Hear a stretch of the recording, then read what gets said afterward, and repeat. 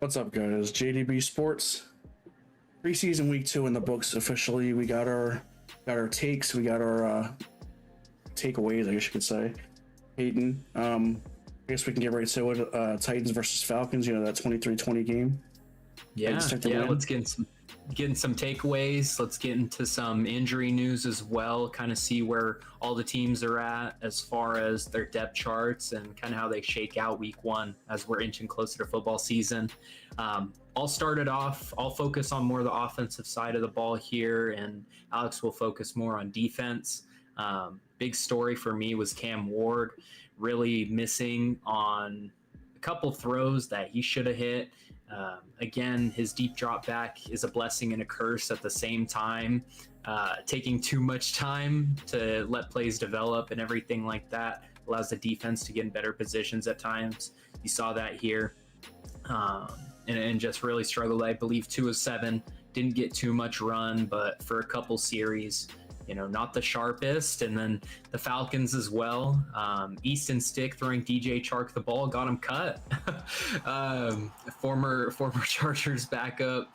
Easton, I wish the best for you, man, but you made a former Charger get cut as well, DJ Chark. A bunch of bums playing for the Falcons, to say the least. So That's crazy. Getting a whole person cut, and Easton's not even expected to even be impacted in any way, shape, or form. But we'll go to the Titans' first team defense. They played tough, pretty sticky in the first quarter, getting a pick 6 off of Easton's stick, as well as an early third down stop. Just playing really, really sound football, really press close to the players, close to the ball. Can't really complain about it. Falcons, on the other hand, I'm not really going to say that they were bad. It was just they gave up plays where they gave up plays on the field. It is what it is. Yeah, preseason. Yeah. It is what it is. Yeah.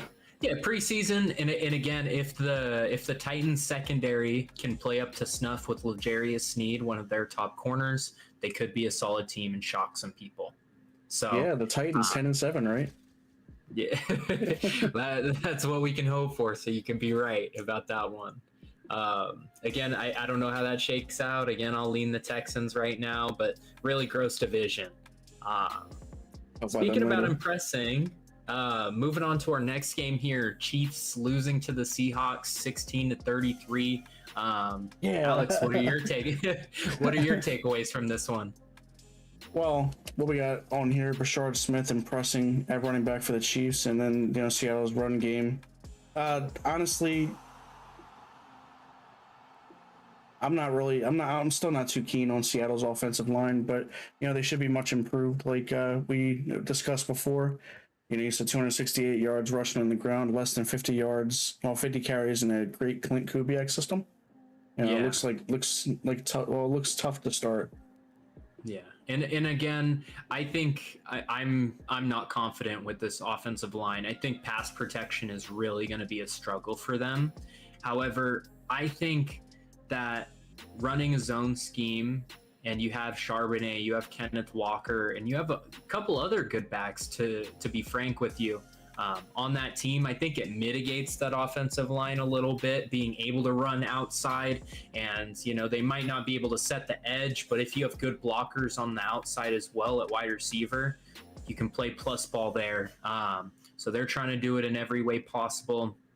Chiefs looked really bad, besides Brashard Smith, in my opinion. Kind of what we touched on a little bit before stream, but he kind of fits in that RB3 mold as well for the Chiefs, and they need some more versatility out of that backfield with 2 bruisers, Pacheco and Hunt. So good takes all around.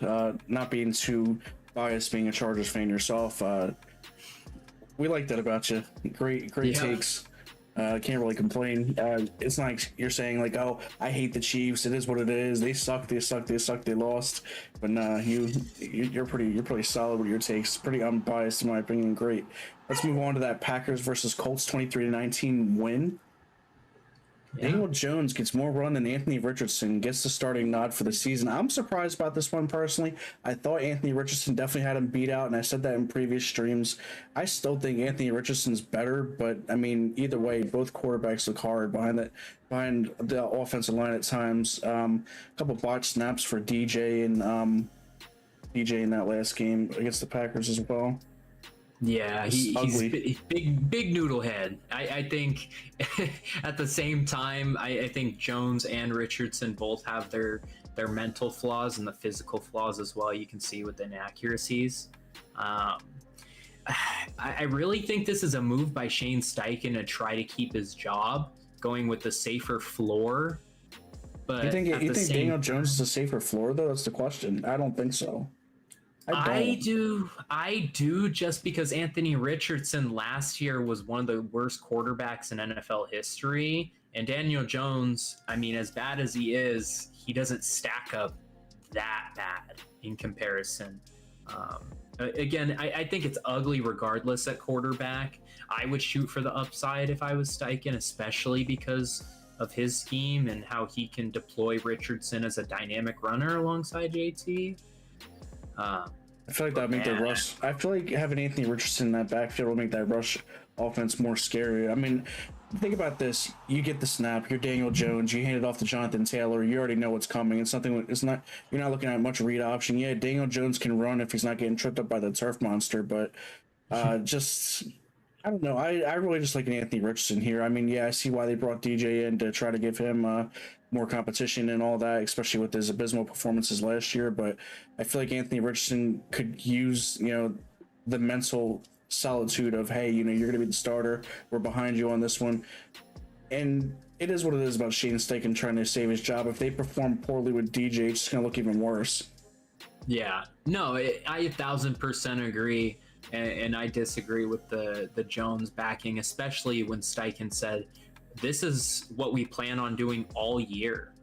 And starting Jones isn't just throwing him into the fire. This is a move they want to stick with. And I'm not in big agreement with that, of course. On the other side of the ball, I kind of just move into the Colts defense a little bit. I'll bring up one of the Packers standouts, Emmanuel Wilson.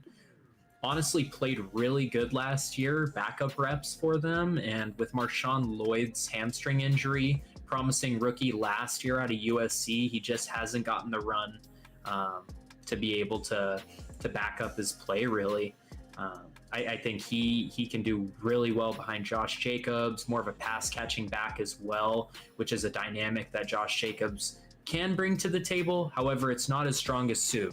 I know you want to touch on that rush defense. Well, yeah, I'll touch on that rush defense, but going back to that running back room, definitely having a good pass catching back. You like a Darren Sproles, like a Chris Thompson, someone like that. You'd like to see that with Emmanuel Wilson as well. With Josh Jacobs being that bruiser that he is, I'm not saying let him stick to that one. Like you're gonna get him when you need to churn out some tough yards. I'm sure Emmanuel Wilson can do that, but just it's a lot more clear, and honestly I like him taking that third down back job in my opinion, especially with that injury. But the Colts rush defense seems to be a concern going forward. A 9-man rush still couldn't contain the Packers from running it and getting it on that third down, I believe. It was that it's like the Colts are throwing everything they possibly can at the Packers offensive line, and the Packers are like, nah, get the hell out the way, little brother. Yeah. And I mean, for mostly the Packers backups playing at offensive tackle and guard and just all along the line, and in all honesty, it just scares me for when the actual starters come to play, because they upgraded throughout that whole offensive line, and their running attack was really good last year. Again, they get a healthy Jordan Love. I really like the Packers, but I digress. Bigger story is just the Colts and their defense not playing up to snuff under the new Lou Anarumo scheme coming over from the Bengals. So we'll see how it plays out in the season. Maybe just some growing pains, like you said, in that new scheme or whatever. Maybe just people just trying to gel together. We'll see how it goes. I am a little scared for them, but at the same time, I feel like they'll perform better than last year, in my opinion, under that scheme. Lou Anarumo can definitely dial up some exotic plays when needed, and really get the players in the best situations to win in certain circumstances. But let's just go ahead and see what happens. I mean, let's get on to these. Let's get on to these Browns and the Eagles. 22-13 win for the Browns. Shocking to say the least, with the Eagles dropping a game, but it's preseason. We'll go ahead and talk into it. You want to talk about the Browns offense and what you thought about it? Yeah. Yeah, I mean, the Eagles rested everyone. Of course, preseason, but a couple standouts for them. Again, Dylan Gabriel, too good to play. Dylan Gabriel really got a strong run in this game with the Shadur injury, of course, to his oblique. Hopefully, he's able to practice sometime this week and get into the third preseason game, or I see him starting fourth on that depth chart no matter what. Dylan Gabriel played well within that Stefanski scheme. Again, getting the ball out quick to their playmakers. The only thing was that boneheaded interception. I know it wasn't completely on him, and the receiver could have fronted the ball more. However, you can't make that decision there, rolling out to your strong side, the left, and just underthrowing it, in all honesty. Yeah. Like you said, Eagles rushed to their starters and second stringers. Third stringers like Kyle McCord and A.J. Dillon did struggle in this game. Honestly, if I'm an Eagles fan, I'm not worried. It is what it is. You rested your good players, quote unquote. They're too good to play. Just to let your third stringers and, rookies, things like that shine. Try to show up at least. But I'm not worried if I'm a Philadelphia fan at all. I mean, this is just the second preseason game. They're not worried either. They're just probably trying to see what they have behind Tanner McKee and behind Jalen Hurts as well, and what they're going to do. Yeah. DTR for third string, man. DTR for third string. It's rough over there. I mean, they traded away freaking Kenny Pickett and a pick for DTR, so who knows at that point. But boneheaded Howie Roseman move right there. I think it was more of a lateral move than anything. I don't think it moved the needle at all, in all honesty. And I think they know what they have in McKee as well, so they're really not worried about a third string quarterback right now. I wouldn't be either, especially if McKee can stay healthy. Let's move on. Yeah, move on to that 28-12 shellacking that the Patriots gave the Vikings. So let's start off with the. You got that? With the rookies, I'll go with the young studs. You can talk about your old boy Sam Howell in a second, but Sam Howell. Oh my God. Travion Henderson again has a great game and limited opportunity. He looks like he's gonna be the red zone back, in my opinion. He's super dynamic in the open field, and he gets small in between tackles. Really plays well. Compliment to that O-line there in New England now. He carved up the Commanders last week, so I expect his reign of terror to be going to proceed forward. Young kid, really love to see it. At least for the Patriots, who deserve, I'm not gonna say they deserve to get back to the winning ways. I mean, they only took it a few years off since the Brady Belichick era, but at the same time, with Vrabel coming in, with the pieces they got, like Milton Williams on the other side, they got Diggs on the offensive side. They got May still under a rookie contract. It's kind of like a, build up a fortress of solitude so you can get back to the playoffs and show these fans something to be excited about. So love to see the studs that they got in here, and really can't fathom, it being any other way for the Patriots. But we'll talk about Sam Howell, former Commander, former Seattle Seahawk. It's rough, to say the least. Howell had a big opportunity to provide a spark, but the only thing I can see in the back of my head is that 15-yard kind of rolling out to his right and got tripped up. Yeah, that's really all I see from Howell. Looked kind of like shaking in the pocket. Did have to scramble a few times with him, but just not seeing the field as clearly as once thought. I mean, even in the Eric Bieniemy offense back in Washington, he was one of the most sacked quarterbacks in the league that year. Just had really trouble seeing the field and getting bit by underlying linebackers and shadowed safeties and things like that. So just not seeing the defense, not seeing the field like he should. Kind of just, I think Adam Peters definitely fleeced the Seahawks there, but we'll talk more about the Vikings getting Sam Howell. I think he's not long for this league, in my opinion. Yeah, I had so much hype going for him. I saw the glimpses at time with his arm. However, his decision making has always been really poor in my eyes, and even when he couldn't operate with Terry and everything as a boundary wide receiver and not being able to get him the ball effectively. I just glad the Commanders are past that and onto their great spree they're on now. So yeah, dude has 2 brain cells and they're fighting each other at this point. They're not even helping him read a defense. So I mean, come on, that's awful. Yeah, this I just gotta say, this is what has to go to show. Having a decent arm isn't everything. You have to have the smarts, you have to have the knowledge, and you have to see the visions, see the Madden zone, see the bubbles on the field. Yeah, it really be able to decipher that, run an NFL level offense, and Howell is some dirt. And talking about some dirt, Panthers 3, Texans 20. I don't think there was any inkling of hope for the Panthers offensively. Again, Bryce Young only played 1 series, got sacked quick, incomplete passes. They took him out immediately. Tet McMillan suffered a minor hamstring thing.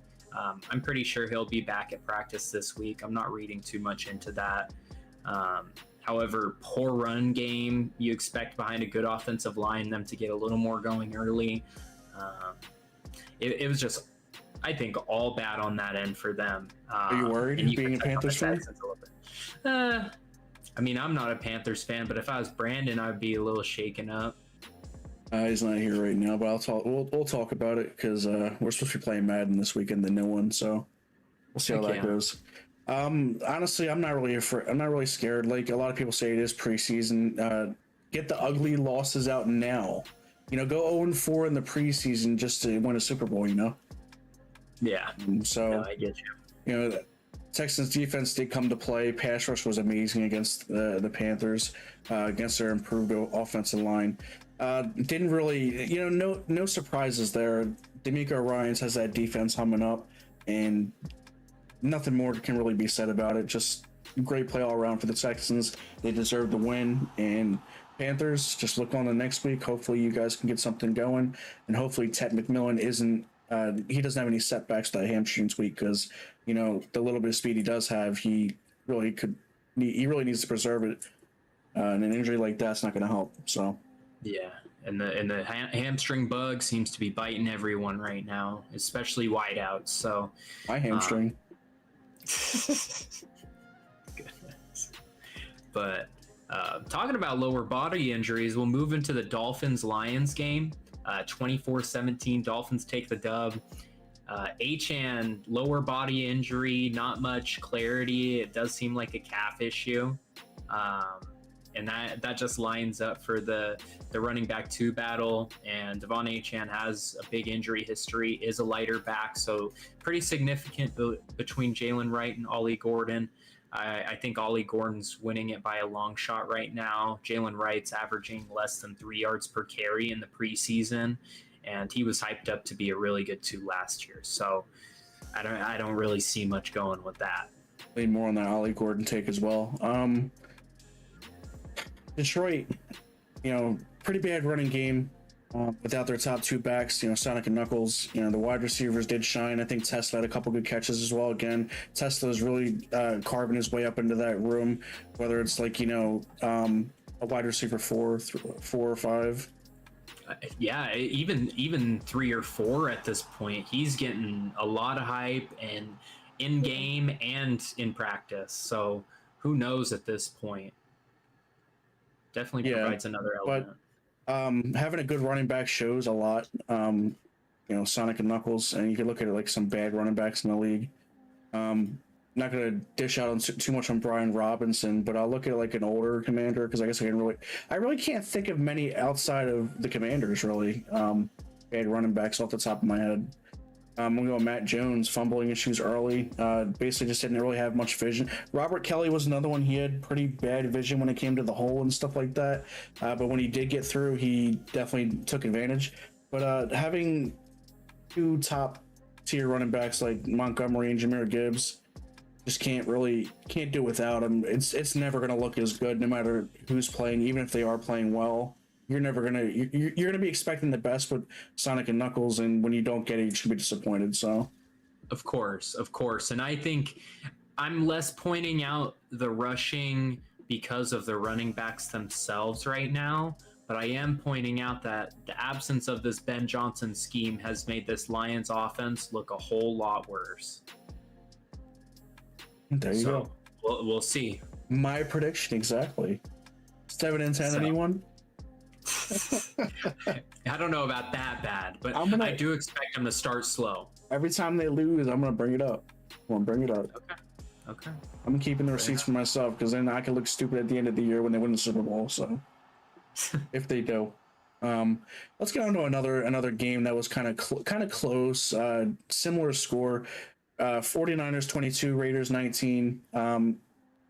Gotta talk about the Raiders offense with their starters in the field. Looked really well. Brock Bowers, Ashton Genty. I heard that Chip Kelly made him change his stance. Has he kind of reverted back, or is he still? No. Still with the Chip Kelly stance, and he's kind of just following his lead because, I mean, Chip Kelly wants to design more pass catching opportunities for Genty as well and get him involved in every which way. So, Chip Kelly is awful. Run that freaking Raiders team into the ground. Maybe hopefully not. Maybe he runs on the shoulders of Ashton Genty. Nice play action boots with Brock Bowers and Geno's. I can see it, man. I can see it. Again, in the way the NFL is trending, these run heavy schemes are coming back. And I don't think the Raiders have the worst offensive line in the world.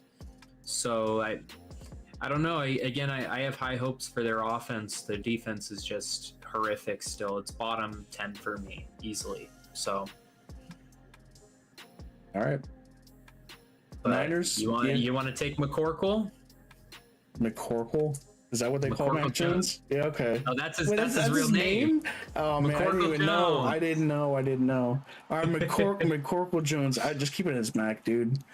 Mac Daddy Jones. All right, 49ers seem to be in great hands in their backup quarterback position with Mac Jones, even though he's slightly banged up. I guess this is Mac Jones of new instead of Mac Jones with Chargers. Not with Chargers, with Jaguars. I mean, he was solid. He was solid as a backup. I don't think he's a good starter, but I think he's a solid backup. He got Brian Thomas Jr. the ball last season. Tom Brady's heir, am I right? Oh man, that's crazy. Where are the quarterbacks from that draft? What was that, 2018, if I'm not mistaken, or was that 2020? So that was the Trevor Lawrence draft. So I think 2018 was the Mac Haskins. Jones. Yeah, I think it was because Burrow class was 2020. I believe it was 2021 because they had Zach Wilson, Trey Lance, Trevor Lawrence. Other than Trevor Lawrence, Jones. Everybody's kind of bounced. I mean, I think the best quarterback in that class, if I'm not mistaken, was Brock Purdy, who came out late in that class. Last. I think he was a 2021, if not 2022. I'm mistaken. This might be a take about Brock Purdy, and then go finish what you're gonna say, and I'll talk about Mr. Purdy, Mr. Irrelevant.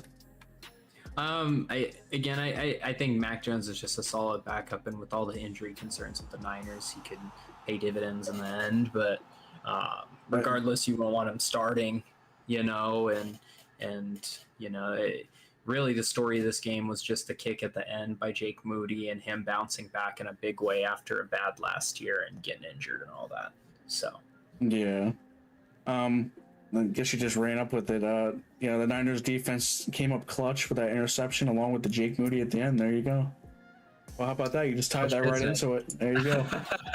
I didn't know you were adding on to that. I thought you had another take. My bad. Oh no, the Brock Purdy one. Yes, I believe he's a system quarterback all the way. You put him in another system, he does not thrive nearly as well as he does in that Shanahan offense. I feel like it's a system quarterback, and it shows. I still think he's a good quarterback. I don't think I think he's better than a Tua. I think he's better than a Justin Fields. I think he's better than a JJ McCarthy, of course, even though unproven. I think he's better than a Penix, better than a Kirk Cousins. I think he's in the top half of quarterbacks because he does provide a little bit more with his legs than meets the eye. I hope Michael Penix builds on last year, but at the same time, kind of kind of concerned with the velocity of his ball, but we'll go ahead and talk about the Falcons later, I believe, or if we have already. No, we touched on the Falcons. He just hasn't played. All right. So we'll talk about him week 1. How about that? Yeah, fair enough. Let's move to a kind of a defensive game. In all honesty, the offense has shined early, but Buccaneers 17, Steelers 14. I would say, again, Emeka Buka, I've been preaching his name. He's going to be a stud for the Buccaneers. Yeah, so the announcers. I think he can be their best wide receiver by the end of the year with Mike Evans on the decline, not the downcline. Jeez. How dare you say Mike Evans is on a decline? The downcline. The downcline. Yep, that's the JDB term. There you go. and then Chris Godwin, of course, recovering from his 2 ankle surgeries. Ankle still looks fatter than the other one, and Jalen McMillan taking a scary fall, landing on his neck, and now he's in a neck brace. So prayers up to him, and hope his neck sprain heals as good as it can for one. I gave him some life alert. Yeah, in all honesty, it was bad. Like, he caterpillared up, and scary moment. Hope he's good. So you never want to see anybody get injured, but it's a part of the game. It's why you paid the big bucks, which I think is fair. But we'll go ahead on to the next. I got Roman Wilson shining at wide out in a bad offensive game for the Steelers. Now, I have a question, speaking of the Steelers, because this reminds me of it. All right, so every single preseason game, the home announcers, so I think the Giants announcers announce the Giants-Jets game. I think the Cowboys announcers do Dallas games, but Washington never has their radio network do preseason games, and I wonder why. It was like that under the Snyder era as well. And I thought it was just a Dan Snyder thing, but Josh Harris is continuing with that role, I guess, not allowing their radio network to broadcast the preseason games, or at least commentate on them. We had to listen to freaking Troy Aikman and Joe Buck talking about, we haven't been in the preseason. This is the first time for everything. I mean, at the same time, I'm sure there's other, broadcasters somewhere. Of course, it's not going to be the live feed if it's ESPN. Like, they're not gonna deviate from that. They're gonna funnel everything to Joe Buck, Troy Aikman, in all honesty. So, yeah. Whatever to that, I say, I'm just here to watch the football. I focus less on the announcers. Sometimes I just have music playing too. So, try to get away from them as much as possible. Yeah, the only touch I'll say about that, then we can continue on, is I feel like the NFL should work on allowing the home team's radio network to announce games in the regular season. I feel like it'd be a much more of a feel, because I know when they do the highlights on Xfinity, like if you go back over the game after it's done, like let's say Philadelphia versus Giants, and let's say if Philadelphia wins, Merrill Reese and Philadelphia's crew will be going over the highlights instead of the regular Fox, CBS, announcers. I just think it would be a lot more immersive as far as a fan goes, because you don't want to freaking listen to these freaking scripted commentators on there. You want to hear, raw emotion when your team gets that game-winning touchdown. You know what I'm saying? Yeah, 1,000%. But I know the league has deals with these companies, and these companies also hire these people to commentate. So, I mean, you hear enough of Joe Buck on baseball. Like, let him stay over there. Where most of the NFL fans don't even watch. So, well, Joe Buck in baseball is no longer really. It's not. Like, it's kind of fizzled out more so. Again, he's not a prominent baseball figure anymore like he once was. So more so focusing on football at this point, especially because ESPN deal now. So you can't really conflict networks that much. So there you go. You want to touch on Teddy Bridgewater, and then we'll move on to Ravens real quick? Yeah, Bridgewater looked pretty accurate and poised despite spot duty the last few seasons, in and out of coaching and in and out of the lineup for the Lions as of late. Looks to turn down the noise and work on himself comfortably into that backup role. I like Teddy Bridgewater, and I always have. I think we spoke about him last stream or two ago, but just like how he played, offense looked all right under his tutelage, and no complaints from me. Should be better than Kyle string. Trask. Yeah, better than Kyle Trask. All right, we got a 31-13 shellacking from the Ravens to the Cowboys. Yeah, again, I'll go over the Dallas offense real quick, and then you can hop into the Ravens here. But again, Joe Milton looking bad as far as his accuracy goes. No shocker there. Definitely a work in progress. And then Miles Sanders really providing nothing as the current RB2 for the Cowboys, presumably. Miles who? Looks like he could be beaten out by Jaden Blue. So we'll see about that. I mean, I'd hope so. Didn't they draft him? Yeah, but he was a later round pick. So yeah, Miles Sanders, in my opinion, hasn't really done anything since he was a Philadelphia Eagle, and a lot of people are wondering why Philadelphia let him go. Well, we're seeing it now.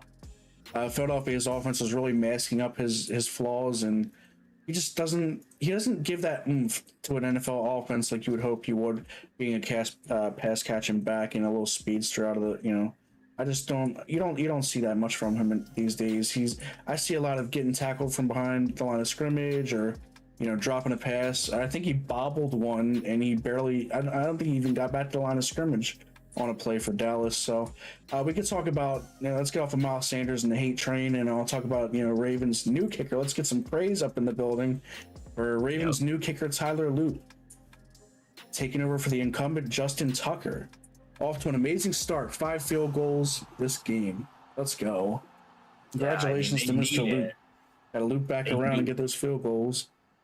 All right. Here we go.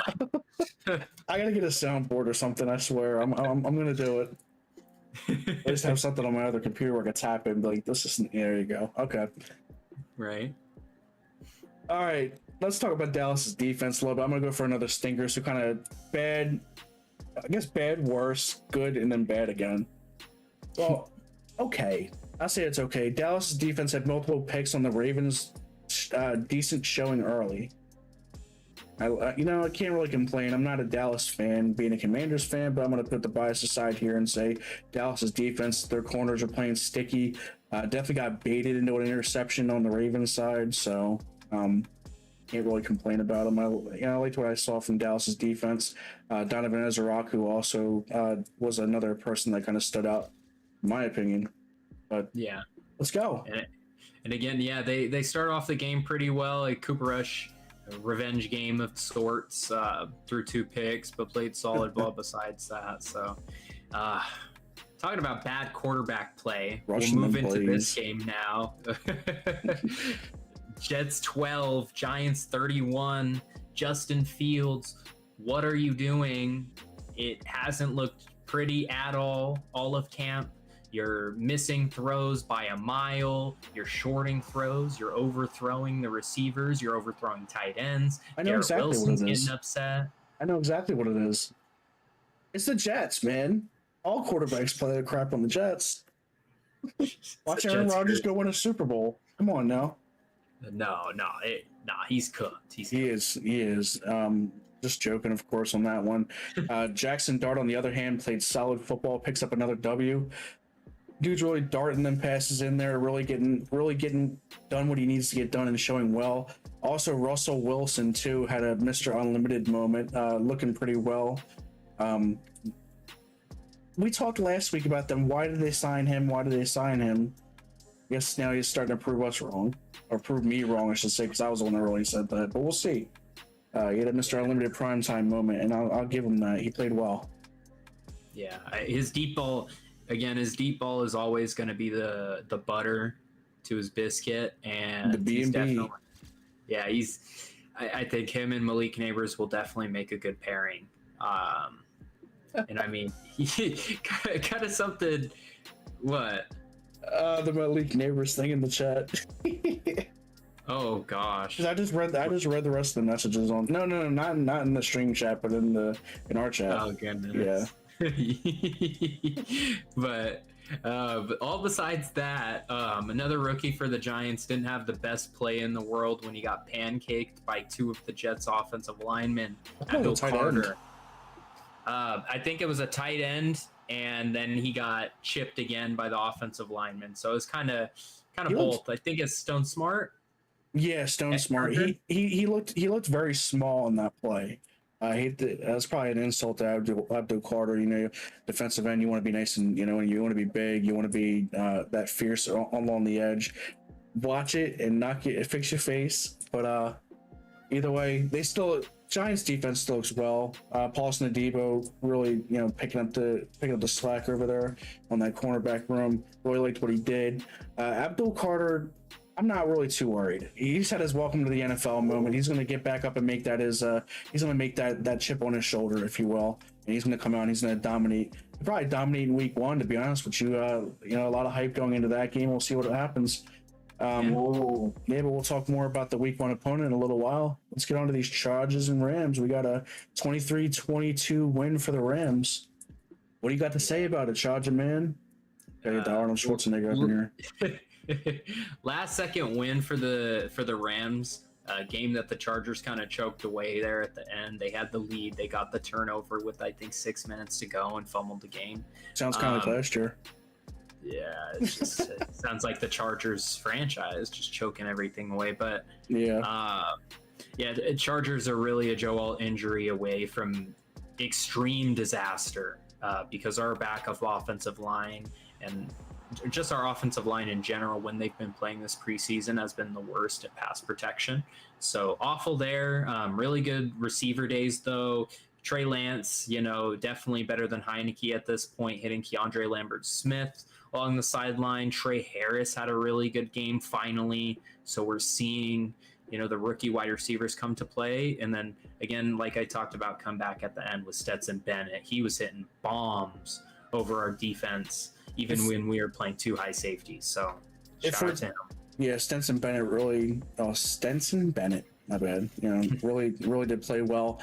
I'm going to go back to that Heineke and Trey Lance debate. Going to look at it like, Trey Lance definitely does move that offense much more efficiently. Heineke kind of looks scared in the pocket, kind of like he's a one-trick pony in a sense. And this isn't 2020 Commanders Heineke. This is 2025 Chargers Heineke. Not too well. I'm just going to look at it and say I think Heineke's completion percentage was just a bit better. 6 of 11, I believe, and Lance was 7 of 15. So if you're going by completion percentage, Heineke won. But if you're watching the damn game, Lance won for sure. You like to see the way that Lance moves that ball down the field. That commanding that offense, I really think he's a solid backup for that team. And a lot of people online are making rage bait talking about that he's coming for what's his face's job, Justin Herbert. So.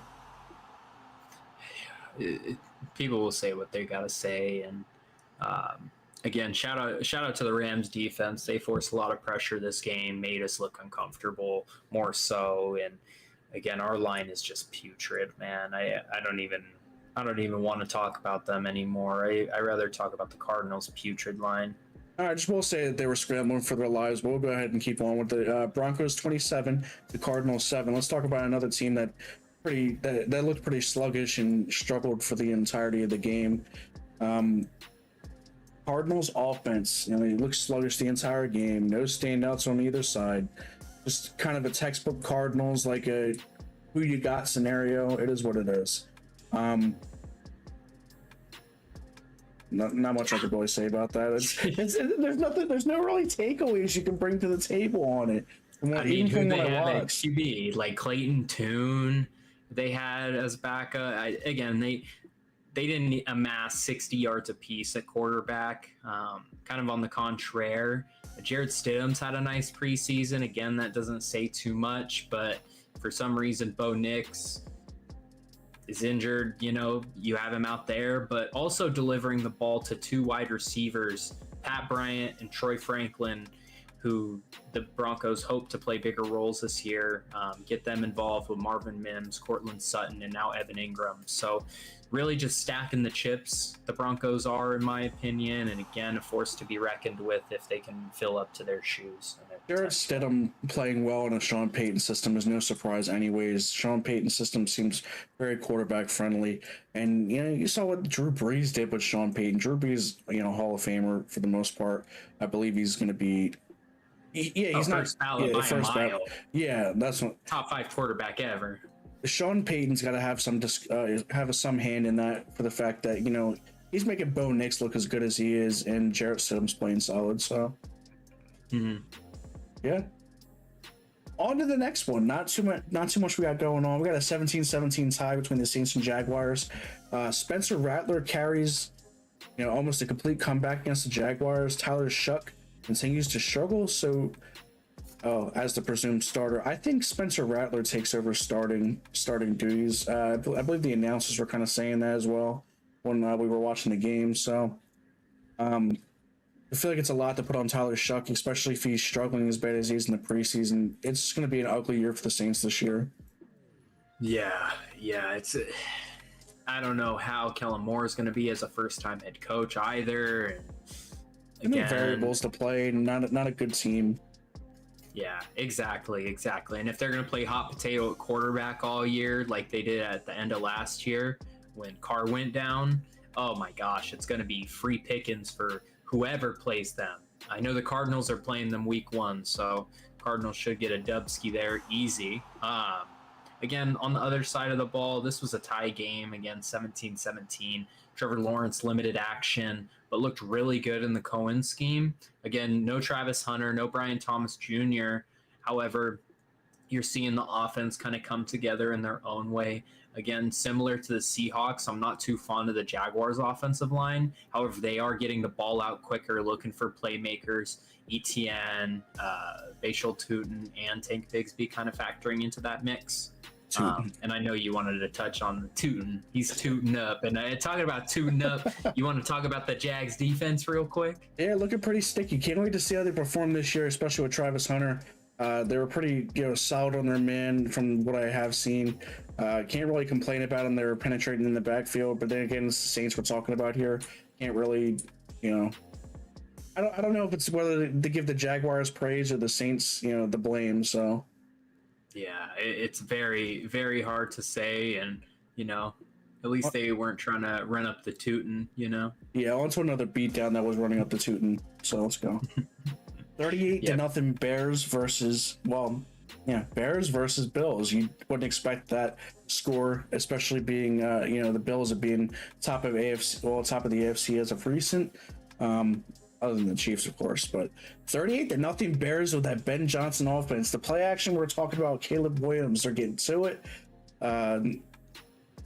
Did really well. Can't really dream of a worse game for the Bills. They didn't come up to play and laid an egg. That goose egg, that big old goose egg. Big old goose egg. Again, McDermott said they didn't come to play. That's expected. And Mitch Trubisky, their leading passer at 55 yards. Again, the Bills didn't even get 200 yards of offense. That's putrid. And I know the Bears defense is pretty solid, but you can't be doing that regardless of who's playing football out there. Yeah, but this is vanilla play calling though. This isn't like you're not showing any of your wrinkles and your little disguises. This is straight vanilla defense for the most part. Vanilla offenses as well. There's no reason that this showing should happen, and I agree with Sean McDermott. This is not up to standard, and I agree with that. No team should be getting blown out 38-0. I don't care if it's the preseason. Come on. It's really basic coverages. Yeah. Ooh, we got a comment. Can we talk about how wonderful of a TV show Alf was back in the day? I'm not tapped in. Yeah, I'm not tapped in either. You're talking to a late Gen Zer here, buddy. Talking about something a little different, and then we'll wrap up this Bills game, move on to your Commanders. Again, just Bills defense being sloppy. Outside of their offense, we touched on a little bit. And again, slow to the ball, super bad tackling on their behalf. You don't have the same linebacker talent and everything going for them. So moving on to your team, Bengals Commanders, 31-17. Take it away. Can we skip it? Yes. We could go quick. We could go quick. Right. I'm going to start off with the worst on the Commander side. Sam Hartman, top cut candidate going into cut downs, in my opinion. A pretty face doesn't get the job done. I mean, not in this day and age at quarterback. We're going to look at Mitchell Tinsley, a former Commander, by the way. We cut him.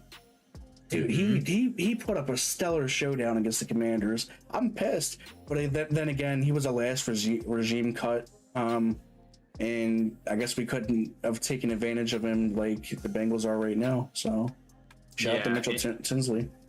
And they didn't know what they had. Again, he was an undrafted free agent, out of BYU. They do until they're gone.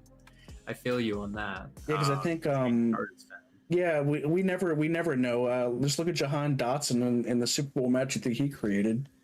Yeah. All bad. And I'll talk about some good for the Commanders, some bright spots for them. Again, Jaden Daniels. You like to see him go down on the run, but he's like, I wanted to score. Yeah, he wants to score. Yep. Everybody was holding their collective breath, and I'm just like, this is what JD5 does. I'm not concerned. I don't even think he gets hurt there. Really love to see what they did. That Deebo Samuel, sweep around the outside really got things started. Deebo Samuel looking well. Everybody was saying he was fat in camp and just really slow. I've always been a Deebo supporter. Solid guy with the ball in his hands. Just a little chunky. Oh yeah, just a little chunky. Just a little chunky. And I mean, you try to compliment Samuel in that running game with now Ja'Cory Krosky-Merritt, or Bill Krosky-Merritt, as he wants to be called, and Austin Eckler, Dude, the Commanders' offensive line deserves some props here. Don't know why they have Wiley at left tackle, but hey, I'm not the coach here. Just going to talk about it. They were opening up some massive holes against Cincinnati's starting defense, I believe, and it was a little concerning for the Bengals defense. Ja'Cory Krosky-Merritt was basically untouched until he got into the end zone, which was crazy. He can smack through holes, but at the same time, he wasn't really tested, just for the fact that his holes were so massive, even I can run through them when I'm half blind. So, oh my goodness, clip that. His holes were so big, Alex can run through them. Clip that. Oh my goodness. The Commanders defense, though, just going to talk about them a little bit. Pass defense is kind of shaky. Igbenogany was getting burnt by Jamar Chase, but I believe their pass rush was doing just fine. I'd like to see Dorrance Armstrong getting in the backfield there. Joe Burrow was under duress just about most of the time he was in there, except for that last drive where he actually amounted to some points, but he was looking awful, and he was really pissed about it too. So then Jake Browning came in and kind of lit us up a little bit, and then after Sam Hartman started throwing a goose egg, I stopped watching. Sam Hartman threw a pick, and then it was this, that, and the third. You just couldn't get going. Josh Johnson was obviously the star of the backup show there. I feel like Josh Johnson gets that third string job if they even hold three quarterbacks. But obviously with Mariota not playing and JD5 having his little bit of a turn, I like to see Jaden Daniels, and I really wish I could have seen him more, but then again, it's a business. You want to keep him healthy. Let's get on to what we got going on now. Let's get off of that game. We got some quarterbacks to talk about here. Matthew Stafford back at practice. Huge news for the Rams. Hashtag Stafford died weeks ago. Yeah, he's been cloned, and they're doing insane alien stuff to his back, and yeah. I don't even want to know what that man's got a bionic back. He got his whole back replaced, watch. Yeah, at this point, with all his injury history, man, just replace the whole back. I just had his kids jump on it a little bit, and he was good to go. Joe Flacco officially entering week 1 as a starter in Cleveland, kind of not really a surprise there. I think you predicted that as well. I think I said the same thing. I think Shadur was backup in my opinion, but I think he was second string, but I don't know. It is what it is. I think Dylan Gabriel is definitely taking over him with his injury. They're expected to carry 4 quarterbacks on their active 53-man roster. It's gonna be a freaking shit show, just to say the least. With the Browns. The Browns, a dumpster fire, a crapshoot. There you go. Bottom 2 teams. There you go.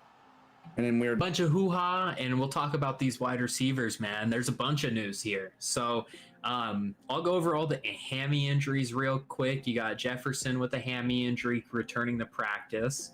Good news there. AJ Brown slowly working up from his hamstring injury. Again, he re-injured it. So in some precautionary reasoning, again, Eagles acquired John Mechie III from the Texans. I'm surprised on that one. I mean, Texans, it's a good fit for both teams, I think. Texans lost Brevin Jordan with a torn ACL. They needed a tight end. Eagles, you don't know what you're getting with A.J. Brown with the hamstring. Plus, that wide receiver 3 job is still up for grabs, in my opinion. Jahan Dotson has not done enough to impress. So, yeah, I think it's a clean swap. Yeah. Favorite area, I guess. I don't know. And talking about Terry, I mean, he's ramping up for the new season without a deal at this point. It seems like his loyalty is going to stand stronger than the money. I heard it's close, though. I heard they're pretty close, unless it was the troll site, but I heard they're pretty close in a deal.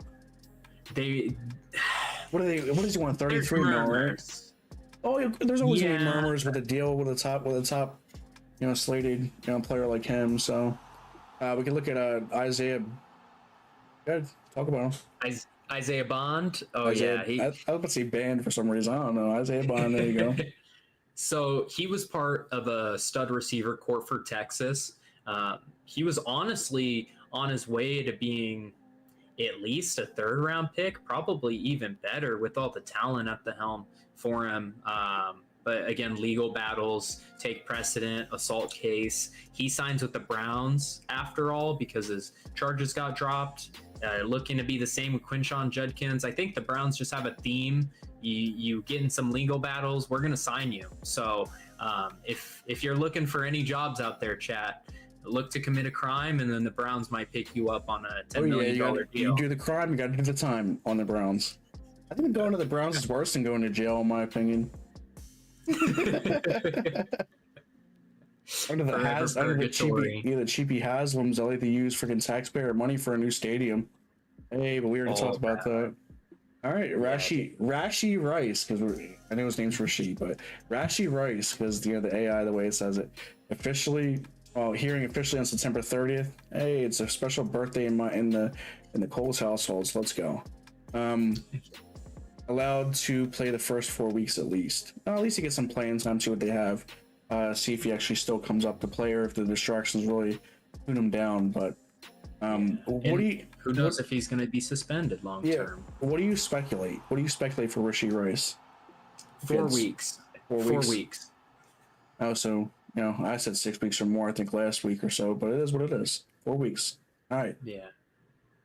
All right. We'll talk about Gabe Davis visiting the Steelers in hopes of a new home. Gary, come home. Gaby baby come home. I mean, Gaby the baby come home.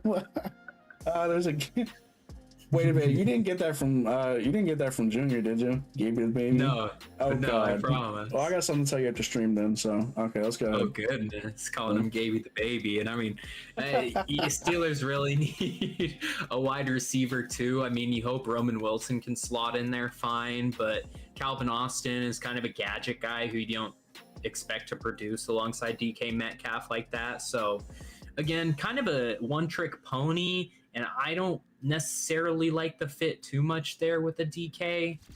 But that's neither here nor there. Final piece of wide receiver news to get into, and then we'll allow you to jump into some running back news, especially for the Commanders. But I'm not a Steelers fan. Yeah, glad you're not a Steelers fan. Again, Steelers have a long lineage of success, just have been struggling lately to get over that hump. Yeah, just winning record for X amount of years. Yeah, just 9-8, constant 9-8. And I mean, Jonathan Mingo for the Cowboys, little injury for them. Expected to start the season on the IR actually with the sprained PCL. He was looking to fit in that receiver room with Pickens and Lamb. But looks like Ferguson's going to have much more of a role in that short game and also in the red zone. So I think they'll be fine there. Cowboys, how's that Jonathan Mingo trade going for you? Goodness, bro. Take it all. Take it all. Second round pick for him, something crazy like that. It was a second, I believe. Insane. Let's go into these running backs. Enough about the Cowboys. Don't want to give Jerry Jones more of that clout, more of that time. You know, he's not worth our time like that. Anyways, Bill and I, the science guy, is in favor of Brian Robinson Jr. He's set to be cut or traded. Don't see many partners out there willing to take on a Brian Robinson. Brian Robinson's middle of the pack. He's nothing special. Lacks a lot of top end speed to break away. So I don't think a lot of teams are really gonna. I don't think teams are really desperate enough to need a guy like him. So yeah, not a traditional bruiser either. You know, he can fit between tackles, but he doesn't have all the mass you're looking for in a goal line back. So he really just fits in weird. Yeah, and James Cook agreeing to that 4-year, $48 million deal with Buffalo. I love to see him back in Buffalo, but at the same time, I wanted the Commanders to go get him at the beginning of free agency. I like James Cook and what he's about, but him staying in Buffalo is probably the right move. Yeah. In all honesty, he's one of the most efficient runners in the league. They use him not like a traditional RB1 workhorse per se. However, he had the most touchdowns in the NFL for a running back last year. They clearly have a role for him. Great in pass protection, really good in the passing game in general, and can also break open and gash some big runs. So really good pairing with him and Ray Davis over there in Buffalo. Oh, yeah. All right.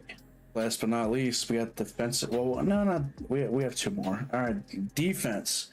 Colts signing ex-Pro Bowl cornerback Xavier Howard. You also got Trey Hendrickson being shopped around. Yeah. Bengals wanted first and a young player in the deal. I don't think they're getting it at all. Yeah. He's good, but he's not that good. He's good, but he's not that good. Yeah, and Patriots have already said that price is too steep as they're the team that had reached out for him. But in all honesty, I would give up Kyle Duggar in a second-round pick. Try to move off that contract and that money for a guy that's not really playing as a starter anymore for you guys. And the Bengals desperately need a safety. I think Kyle Duggar in a second, or Kyle Duggar in a third even, is what it takes. And then you extend Hendrickson for a couple of years, get some juice out of him while you're on Drake May's rookie deal, and go from there. Yeah, can somebody please get him, because I'm tired of seeing, oh, Commanders have this, Commanders have that with the Commanders report. I keep saying it. They keep posting more videos about Trey Hendrickson. Don't y'all have anything better to talk about? JD5 played and he showed grit, and y'all still out here talking about Trey Hendrickson. Get over it already. God damn. All right. And I mean, I don't know how they'd make the money work. It wouldn't make sense. You're right. Yeah, seriously. I think our cap's like 22 mil this year. Yeah, and then we still have to pay Terry. Yeah, cap hit would be along that line. You have to dish out some money in the regular season, and who knows if you want to make a trade before the trade deadline. You never know. So that flexibility is always good. All right, Felix Uzama out for the year with gruesome hamstring injury. When I read that at first, I was like, a Grundle injury, and I thought about Jason Kelsey with the Grundle. He's like, I want your hands up my Grundle. If you're not up my Grundle, I don't want. He said that. Look on that freaking Travis Kelsey podcast, dude. He's like, if your hands are up my Grundle, it's I don't want it. That Grundle Gooch combo, dude. Too much to handle. Goodness me, dude. But yeah, a gruesome hamstring injury. I mean, placed on IR before the year and claiming that he can't come back is a huge move for their 2023 first rounder. And we're talking about Zach Sealer as well. Didn't he just get paid? He did get paid. Yeah, we made a short about it. Zach Sealer, go check that out on TikTok or YT, guys. JDB Sports.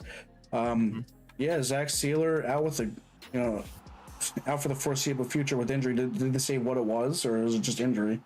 They haven't really clarified too much. It said days to weeks. Mike McDaniel spoke on it a little bit. Again, Achane had more clarity about his injury.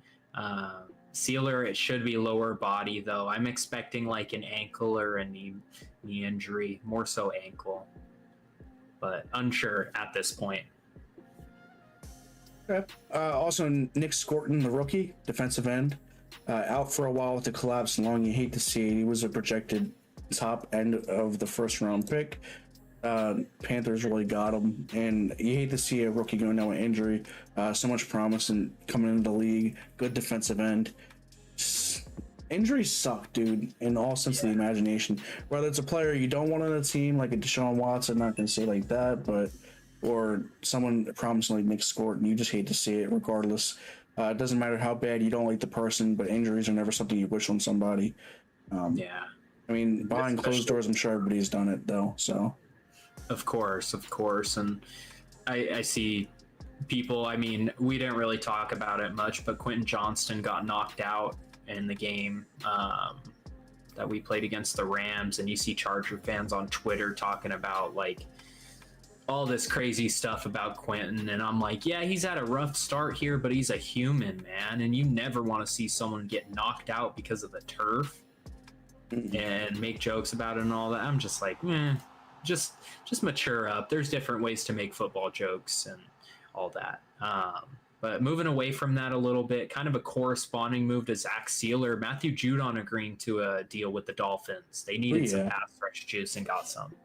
There you go. Nothing more to say on that one. Just good for the Dolphins for finally getting some defensive help that they need. We got linemen as well. We only have 2 more bullet points to touch on, so let's get to it. Let's rapid succession these.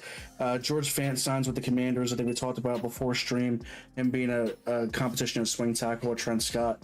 And then you have Mekhi Becton back at practice for the Chargers. So, you know, like you said, with that Joel injury comment you made before, Mekhi Becton being back should be at least a little bit of help that you guys desperately need.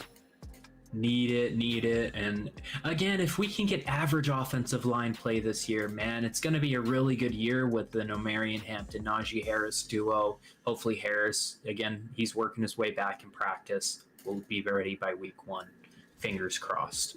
But I mean, it's been a great one. It's been a real great one. To touch on? Gotta look into Alf because I have no idea what that is. So for that comment from Josh Gordon, Schwimway, thank you for that comment. Appreciate you.